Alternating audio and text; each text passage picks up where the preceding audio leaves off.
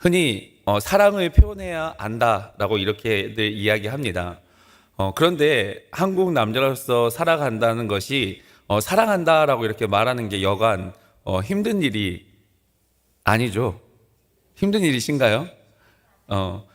아까 구역 예배 이제 구역 리더들 모였을 때도 우리 권사님들은 여자 집사님들은 막 잘하는데 우리 남자 장로님들 집사님 좀 많이 어색해 하시더라고요. 근데 사랑을 표현하지 않으면 그 사랑이 정말 사랑하는지 잘 모르는 경우도 있다고들 그렇게 이야기하더라고요. 그래서 여러분 5월 한 달 동안 사랑합니다, 사랑해요, 고마워요 이걸 계속 하다 보면 그게 우리의 삶의 인생의 목표가 되고 정말 사랑할 수 있는 것도 되고 감사하지 않은 것도 감사할 수 있는 그런 삶을 살 수 있다는 것을 기억하시면서 그렇게 매일매일 한 번만 하면 아깝잖아요. 이거 한다고 돈 드는 거 아니고 이거 한다고 누가 뭐라 하는 거 아니니까 더 열심히 하시기를 예수님의 이름으로 소망합니다. 그 예배소서에서 바울은 지금 우리가 하나님의 뜻대로 살아가야 한다라고 하면서 하나님의 뜻을 이해해라 라고 다양한 사례들을 이야기합니다. 근데 바로 오늘 본문 이전에는 바로 부부의 사랑에 대해서 이야기를 하죠. 서로 사랑하라 라고 이렇게 이야기하면서 사랑하고 순종하고 복종해라 라고 이야기합니다. 그리고 그 다음에 오늘 본문인 부모와 자녀에 대한 하나님의 뜻을 제시하고 있습니다. 이 세상에 부모가 없는 사람은 없고 누군가의 자녀가 아닌 사람도 없습니다. 보통 부모를 통해서 자녀가 태어나고 부모와 자녀가 관계 형성이 되는 것은 너무 자연스러운 이 세상의 현상이고 하나님의 창조의 섭리입니다. 그러므로 부모와 자녀의 도리에 대한 하나님의 뜻이 모든 사람에게 적용될 수 있습니다. 바울이 전하는 교훈의 핵심은 먼저 자녀들이 범사에 부모를 청정하고 공경하고 그 부모를 순종하는 것이며, 그리고 부모는 자녀에게 본을 보임으로써 주님의 교훈과 훈계로 양육을 전수해 주는 것입니다. 부모가 자녀를 사랑하는 방식은 자녀를 주님께서 주신 그 교훈으로 양육하는 것이죠. 자녀가 부모의 사랑을 하는 방식은 부모에게 순종하는 것입니다. 이것이 온 인류에게 전해지는 하나님의 말씀이고, 혹시 관계가 깨져 있는 가정, 마음이 불안한 가정, 그리고 특별히 부모와 자녀와의 관계가 무너진 가정에 치유의 해법이고 열쇠가 된다라고 사도 바울은 제시하고 있습니다. 먼저 자녀들에게 부모에 대한 사랑을 가슴에 새겨야 된다라고 하면서 1절을 통해서 이렇게 말씀하고 있습니다. 오늘 1절 말씀 다 같이 읽어보겠습니다. 시작. 자녀들아, 주 안에서 너희 부모에게 순종하라. 이것이 옳으니라. 아멘. 자녀가 부모에게 순종해야 된다라고 바울은 말합니다. 순종한다라는 거, 이게 무엇일까요? 바로 부모님의 말에 경청하는 겁니다. 경청하는 것은 부모의 말을 듣고 그 말을 그대로 따르는 것이죠. 그런데 순종의 조건이 하나 있습니다. 바로 그게 무엇이냐면 주 안에서만 순종해야 한다라고 이렇게 말씀하고 있습니다. 그렇다면 이건 무슨 말이냐? 주 밖에 있는 것은 순종하지 말라라는 의미가 담겨 있는 거죠. 달리 말하면 부모의 순종의 근거를 하나님의 말씀에 두고 하나님의 말씀에 벗어난 사항들은 이렇게 순종하지 않아야 된다라고 이렇게 말하고 있습니다. 좀 전에 순종하라고 해놓고 순종하지 말라고 하는 일은 조금 잘못된 것 아니냐, 모순된 거 아니냐 이렇게 질문할지 모르겠지만요. 누가복음 18장 29절 30절에 보면 그리스도 복음에 대한 순종이 부모에 대한 순종, 형제 자매들에 대한 사랑, 형제 이웃에 대한 사랑보다 더 우선시 되어야 된다라고 이야기하고 있습니다. 만약에 부모님이 하나님의 참 뜻을 가지고 있다면 복음을 깨닫지 말라, 복음대로 살지 말라 하지 않고 주님의 뜻대로 살아라고 하기 때문이죠. 그리고 주 안에 있어야 하는 것은 무엇이냐? 혹시라도 믿지 않는 부모님들에게 우리가 주님 안에 있으면서 그 말씀대로 살아가는 것이 바로 부모님을 공경하는 방식입니다. 우리가 그 부모님을 그렇게 공경하고 나아갔을 때, 하나님의 말씀 안에서 공경하며 나아갔을 때 우리의 그 모습을 통해서 우리 부모님 역시 하나님의 그 구원 안에 들어올 수 있기 때문입니다. 그리고 바울은 자녀에게 부모에게 순종하는 이유를 이렇게 설명합니다. 이것이 옳으니라. 옳기 때문에 자녀는 부모에게 순종을 해야 합니다. 여기서 옳다라고 말한 것은 어떤 다수에 의해서 결정된 것이 아닙니다. 소수의 권력에 의해서 결정된 것도 아니고 옳은 것이기 때문에 옳은 것입니다. 그렇다면 여러분, 도대체 무엇이 옳은 걸까요? 무엇이 바른 걸까요? 옳은 것이 옳음 자체입니다. 옳음의 근거가 무엇이냐? 바로 하나님의 말씀이고 하나님의 계명이기 때문입니다. 그래서 바울이 오늘 본문 2절에 이렇게 말하고 있습니다. 2절 말씀 다 같이 읽겠습니다. 시작. 내 아버지와 어머니를 공경하라. 이것은 약속이 있는 첫 계명이니. 아멘. 부모를 공경하고 순종해야 될 이유, 그것이 무엇이냐? 바로 하나님의 말씀이고 그 첫 계명이니 라고 하면서 그 말씀을 고수해야 될 이유입니다. 옳고 그름의 근거가 바로 세상에 있는 것이 아니라 바로 하나님께 있기 때문입니다. 그래서 여러분, 우리는 부모에게 공경하고 부모를 순종하는 것, 그 근거가 바로 하나님께 있습니다. 자녀들은 하나님의 명령을 근거하여 부모님에게 순종하는 게 옳은 이유가 바로 이것이죠. 부모에 대한 순종의 여부는 그때그때 다른 것이 아니라, 그때그때 선택하는 것이 아니라 항상 해야 하는 순종의 방식입니다. 그래서 모든 일에 부모에게 순종해야 된다고 사도 바울은 골로새서 3장 20절에서 이렇게 말씀하고 있는데요. 우리 다 같이 읽어보도록 하겠습니다. 시작. 자녀들아, 모든 일에 부모에게 순종하라. 이는 주 안에서 기쁘게 하는 것이니라. 아멘. 특정한 것에서만 부모님에게 순종하라는 것이 아니라 모든 일에 순종하라 라고 이렇게 이야기합니다. 그런데 중요한 것은 무엇이냐? 주 안에서 말씀에 벗어나지 말아야 한다는 것이죠. 모든 일에 부모에게 순종하는 것, 그리고 주 안에서 말씀 안에서 부모에게 순종해야 할 부분이 그리스도인이 가져야 될 마음이고 우리가 주목해야 될 내용이 바로 여기 있습니다. 모든 일을 순종해야 된다라고 이렇게 이야기하는 것은 그러면 모든 말을 순종해야 하냐라고 이렇게 생각할 수 있겠지만요. 여러분, 전제 조건이 바로 주 안에서입니다. 주 안에서라는 것은 말씀 안에서 하나님의 말씀의 영역을 벗어나면 안 된다라는 거죠. 주 안에 있는 것, 모든 일, 이 말이 우리가 궁극적으로 우리의 육신의 부모에게만 순종하는 것이 아닙니다. 이는 주 앞에서 기쁨이 되고 주님 앞에서 기쁨이 되고 주님 앞에서 주님 안에서 이렇게 기쁨의 모습으로 순종한 모습으로 살아가기 때문에 이것은 육신의 부모인 우리 부모님에게 순종하는 것이 시작이지만 실질적인 하나님의 말씀에 우리 영적인 그 하나님의 말씀에 순종함으로써 그 하나님의 순종하는 그 연습이 그 실습이 시작되는 부분입니다. 그래서 범사의 육신의 부모에게 순종하는 것, 하늘에 계신 아버지 하나님께 순종하는 것을 준비하는 것이고 그 이유입니다. 사랑하는 성도 여러분, 범사의 부모님에게 순종하시길 바랍니다. 말씀에 벗어나지 않는다면 모든 것을 순종하시길 바랍니다. 이것은 선택사항이 아니라 그리스도인들이 가져야 할 모습이고 그리스도인의 자녀들이 부모에게 순종해야 될 성도의 필수입니다.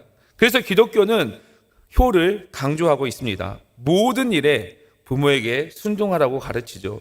십계명 중에서도 자녀가 모든 일에 부모에 순종해야 된다라고 이렇게 이야기하면서 하나님의 계명, 인간과 하나님의 계명을 제외하고 인간과 인간 사이의 계명이 가장 먼저 이 부모와 자녀의 관계에 계명을 가장 1순위로 가져다 놓았습니다. 왜냐하면 사랑과 더불어 살아가는 그 사회적인 첫 단추가 바로 부모와 자녀의 관계이기 때문입니다. 언젠가 여러분 자녀들이 친구가 최고라고 느낄 때가 있을 것입니다. 우리 부모님의 말씀은 듣지 않지만 친구의 이야기를 들을 때가 있죠. 그리고 친구가 더 낫다라고 생각할 수 있습니다. 하지만 시작은 바로 부모와 자녀가 먼저 시작되었다. 그래서 언젠가 그 자녀들도 그 부모의 마음을 깨달을 때가 있죠. 그게 바로 흔히 말해서 철이 들었다라고 이렇게 이야기하는데 이 사회의 시작은 바로 부모와 자녀가 먼저 시작이 됩니다.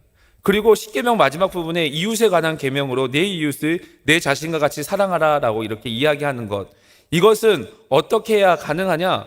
부모를 사랑함으로써 이웃을 사랑할 수 있다라는 그 뜻을 나타내고 있습니다. 이웃에 대한 사랑이 부모에 대한 사랑으로 시작할 수 있고, 부모에 대한 효도가 시작됐을 때 비로소 이웃을 사랑할 수 있고, 부모에게 순종했을 때 그 하나님의 사랑을 이웃에게 전할 수 있는, 그것이 바로 하나님께서 우리에게 주신 십계명이고, 그게 바로 하나님의 뜻입니다.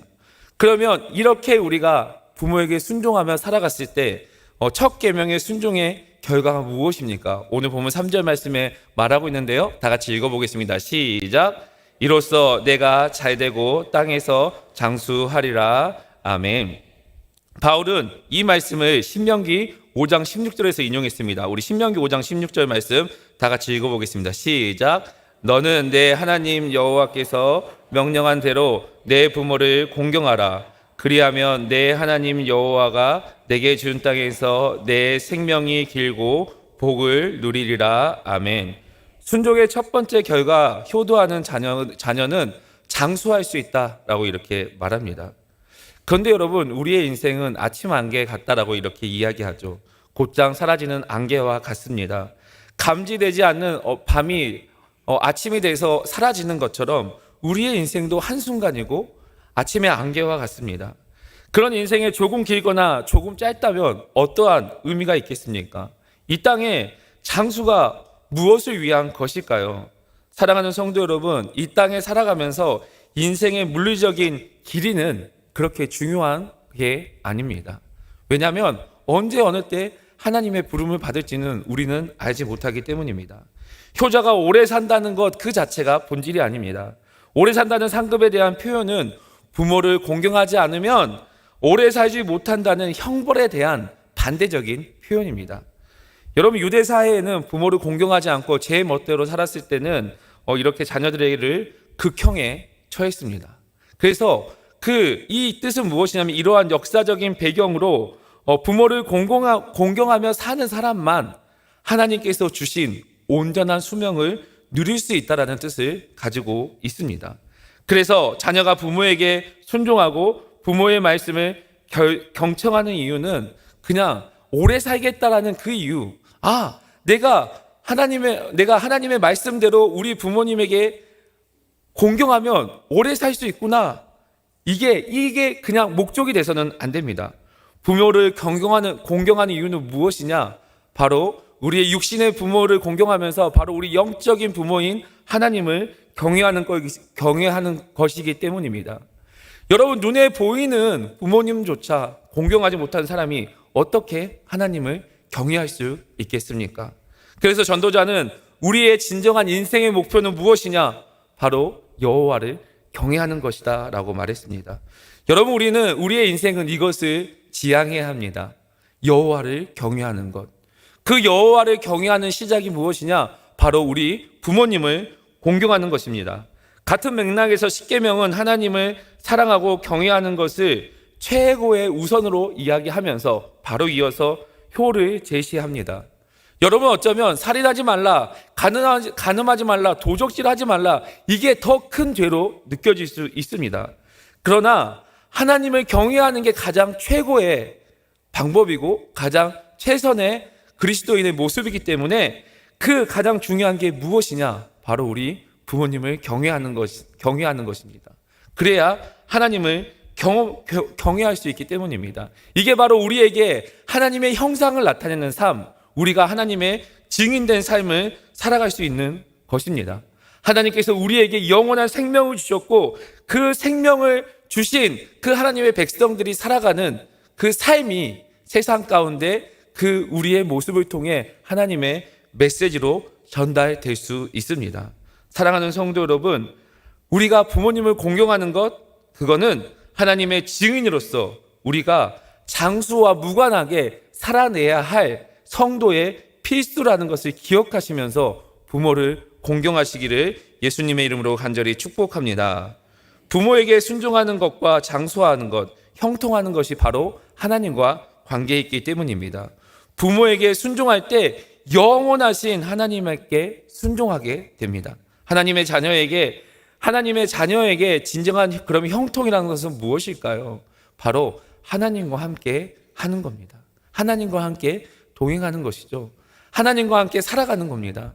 부모님을 사랑하듯이 하나님을 사랑할 수 있고 부모님을 경외하듯이, 부모님을 공경하듯이, 대화하듯이 하나님과 대화할 수 있는 것입니다. 그래서 사랑하는 성도 여러분, 부모님에게 순종하시길 바랍니다. 목사님, 저 나이가 너무 많아가지고 우리 부모님 다 떠나가시고 하늘에 계시는데, 그러면 그 부모님을 바라보면서 하나님께 순종하시길 바랍니다. 어떠한 이득을 위해서 세상 사람들처럼 흉내내는 것이 아니라 하나님의 사람으로서 하나님의 증인된 삶을 살아가면서 내 부모에게 순종하는, 그리고 우리의 영적인 부모인 하나님에게 순종하며 나아가시는 우리 초청의 모든 성도들이 되시기를 예수님의 이름으로 간절히 축복합니다. 그리고 나서 사도 바울은 자녀들을 교훈하는 방식을 가르칩니다. 오늘 본문 4절 말씀 다 같이 읽어보겠습니다. 시작. 또 아비들아, 너희 자녀를 노엽게 하지 말고 오직 주의 교훈과 훈계로 양육하라. 아멘. 교육은 한 사람의 미래를 결정하고 나라의 미래를 결정합니다. 그래서 청사진을 제시하는가 반면 또 좋지 않은 사진도, 좋지 않은 것도 제시하기도 합니다. 여러분, 그 동물이 살아가는 방식을 배웁니다. 독수리가 날기 위해서 그 독수리의 나는 법을 가르치는 것처럼, 사자가 사냥하는 것을 가르치는 것처럼 인간 역시 배워야 합니다. 배우지 않으면 아무것도 할 수 없는 게 바로 인간입니다. 교육 없이 스스로 할 수 있는 것, 여러분 뭔지 아십니까? 죄밖에 없습니다. 거짓말은 시키지 않아도 왜 그렇게 잘하는지, 미워하는 거, 시기 질투하는 거, 원망은 가르치지 않아도 왜 그렇게 잘하는지 모르겠습니다. 그래서 여러분, 우리의 자녀들에게 교육이 필요합니다. 많은 가정의 달에 목사님들이 가정 이야기를 하는 것을 조금 조심스러워 하더라고요. 왜냐하면 자녀들이 그 이야기를 듣고 아빠 그렇게 살지 않잖아. 근데 아직 저희 딸은 그 정도가 아니어가지고 괜찮습니다. 제가 여러 이제 설교를 이렇게 듣고 이렇게 해봤더니 많은 목사님들이 정말 대한민국의 대노란 목사님들이 그 가정에 대한 설교를 할 때는 그렇게 두려워하더라고요. 특히 자녀 교육에 대해서. 근데 아직 저희 딸은 못 알아먹어서 얼마나 감사한지 모르겠습니다. 언젠가 저도 두려워할 날이 오겠죠. 그런데 그러한 사람이 최소한으로 사람답게 살기 위해서 필요한 게 교육입니다.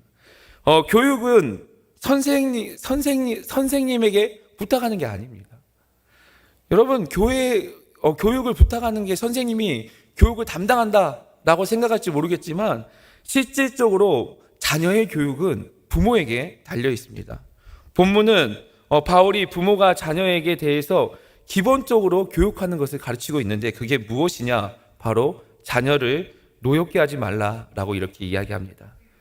노여움이라는 것은 사전적으로는 무엇이냐면 자신의 의지와 충돌되는 강제 혹은 강요를 경험해서 자신의 소원이 거절되어서 무시받는 행동, 그리고 멸시받은 경험을 통해서 생긴다라고 이렇게 이야기를 합니다.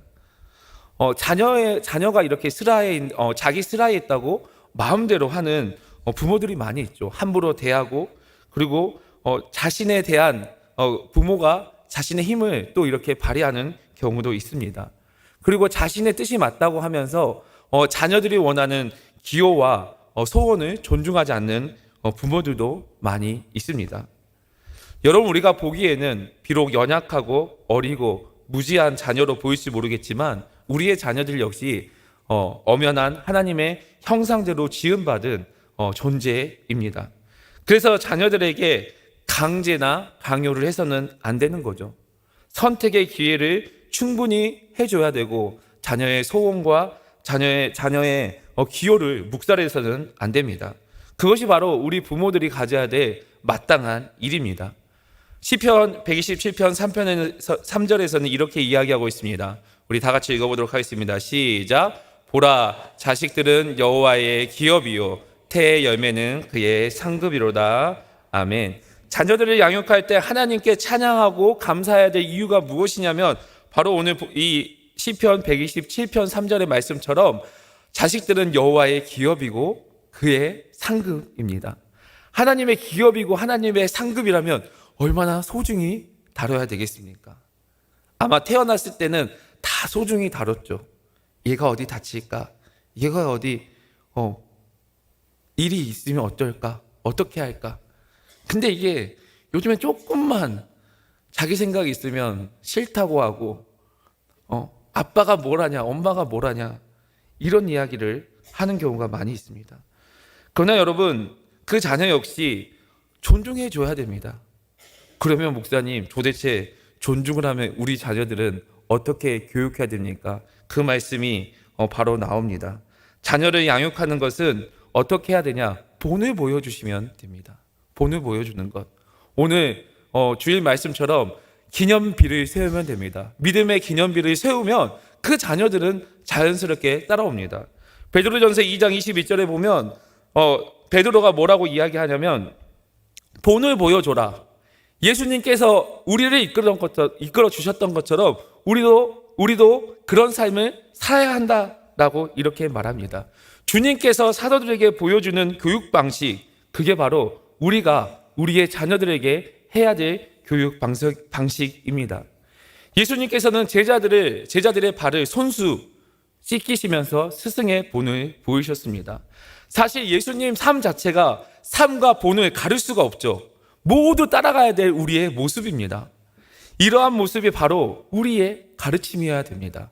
사도 바울도 이렇게 범사에 자기가 그렇게 살았다고 고백을 합니다. 예수님과 사도들이 보여줄 교육 방식이 우리가 지금 이 시대에 우리 자녀들에게 해야 될 방식이라는 것을 마음에 새기시길 바랍니다.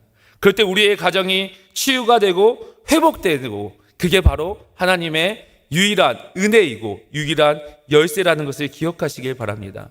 여러분 생각해 보세요. 자녀들이 행할 기쁨도 없고 마음도 없고 의지도 없는데 무언으로 압박하면서 해라. 결국 그러면 그 자녀들의 마음이 상하게 되고 분노만 가득하게 되죠.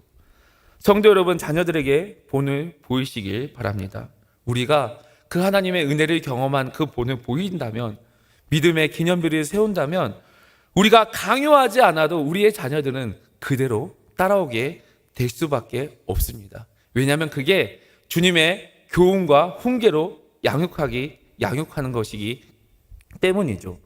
본보기를 통해서 자녀들이 그 자신의 의지를 위해서 따라왔을 때 그 하나님의 은혜가 더 풍성하기 때문입니다. 그래서 여러분, 본을 보이는 양육 방식은 우리가 선택하는 게 아닙니다. 본을 보이는 양육 방식은 우리가 그렇게 해내야 되고, 부모 외에는 다른 훌륭한 교사가 없다라는 것을 우리가 깨닫고, 자녀들이 교실에서 주입되는 그 교육으로 이루어지는 삶이 아니라 부모의 삶을 통해서, 부모의 평상시의 삶의 현장에서 드러나는 그 모습을 보며 자녀들이 그렇게 따라오면서 그 부모를 통해서 배운다는 것을 마음에 새기시길 바랍니다. 그래서 여러분, 우리가 본을 보여야 합니다. 부모가 자녀에게 그렇다면 본을 보여야 하는 것은 어떤 모습일까요? 바울은 오직 주의 교훈과 훈계로 자녀를 양육해야 된다고 말합니다. 세상에는 많은 교훈과 규범이 있습니다. 이렇게 하면 잘 된다, 이렇게 하면 성공할 수 있다, 수많은 책들이 있고 자녀 교육법들이 있습니다.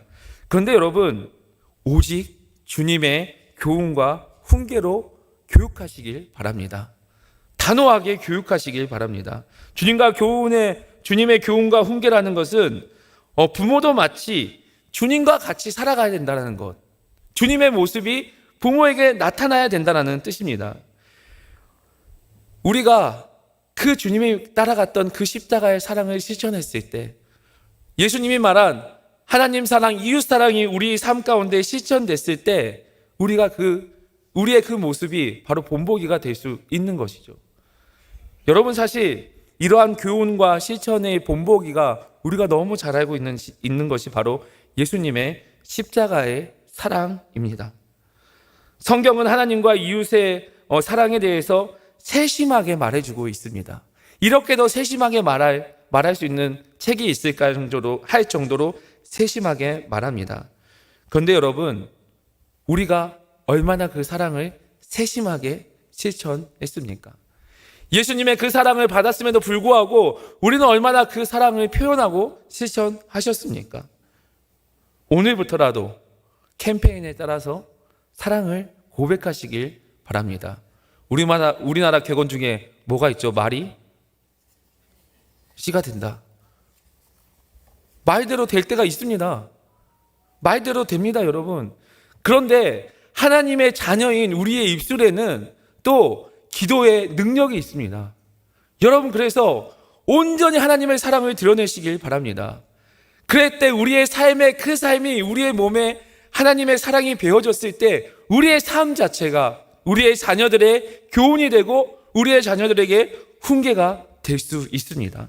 사랑하는 성도 여러분, 자녀를 올바르게 교육하고 싶습니까?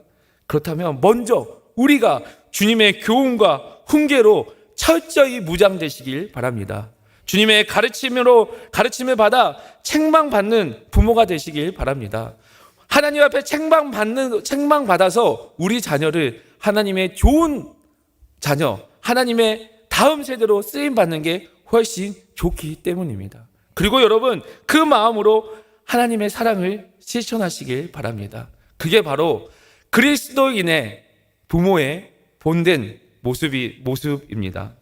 주님의 교훈과 훈계를 체득한 부모를 통해서 자녀들은 좋은 가치관이 만들어지겠죠. 좋은 생각, 좋은 마음, 좋은 뜻. 그런데 가장 중요한 것은 좋은 신앙을 가질 수 있게 됩니다. 이것은 바로 오로지 하나님의 교훈과 훈계가 내 삶에 적용됐을 때 우리의 자녀들에게 자동적으로 주어지는 것이라는 것입니다. 그래서 여러분, 우리의 가정이 이러한 하나님의 최고의 교육으로 이루어져서 그 하나님의 은혜가 충만하기를 예수님의 이름으로 축복합니다. 자녀 여러분, 부모에게 부모 말씀을 청종하시길 바랍니다. 그리고 부모를 공경하는 자녀가 되시길 바랍니다. 범사에 보이는 부모에게 순종하는 것, 바로 하나님에게 순종하는 시작의 모습입니다. 부모님을 공경함과 하나님을 공경하는 것 분리되지 않기 때문입니다. 그래서 여러분, 부모님을 공경함으로써 그 하나님의 풍성한 은혜를 누리시기를 예수님의 이름으로 축복합니다. 부모 여러분, 자녀들의 영혼을 상하게 하지 마시길 바랍니다. 강요가 아니라 명령이 아니라 본된 모습을 보여주시길 바랍니다. 본보기의 내용으로 주님의 교훈과 훈계가 우리 가운데 우리의 인격에 넘쳐날 때 그것이 바로 참된 부모의 모습이고, 그 부모의 모습에 따라 우리의 자녀들도, 우리의 자녀의 자녀들도, 우리의 자녀의 자녀들도 믿음의 가정으로 온전히 세워주신다는 것을 믿으시고 나아가시길 바랍니다. 사랑하는 성도 여러분, 특별히 부모에게 주어지는 주님의 모습, 그런 모습이 우리에게 있다면 하나님은 우리의 가정을 절대 가만히 두지 않습니다. 100세에 얻은 자녀조차도 아낌없이 드렸던 그 아브라함을 한 가정의 아버지로 두지 않고 열국의 아버지, 열국의 어머니로 만들고 모든 민족을 품을 수 있게 하는 것처럼 우리의 가정을 통해서 다음 세대를 세워지고 이 나라를 품고 이 세계를 품고 하나님의 나라를 품을 수 있는 은혜를 소망하며 나아가시길 바랍니다. 올 가정의 달에 자녀로서, 부모로서 자녀를 공경하고 부모로서 자녀를 이렇게 주의 교훈과 훈계로 양육하시길 바랍니다. 그런 삶을 살아갈 때 우리의 삶에 하나님의 은혜가 흘러넘치고 사랑에 가득한 삶을 살 수 있습니다. 사랑하는 성도 여러분, 그리고 마지막으로 영원한 우리의 영적인 아버지 되신 그 하나님을 온 마음 다해 사랑함으로써 아브라함과 같이 우리 이 시대에 하나님 앞에 나를 통하여서 이 지역을 품고 우리나라를 품고 이 세계를 품어서 정말 미래를 꿈꾸면서 그 영적인 부모의 사명을 감당하시는 우리 초청의 모든 성도님들이 되시기를 예수님의 이름으로 간절히 축복합니다.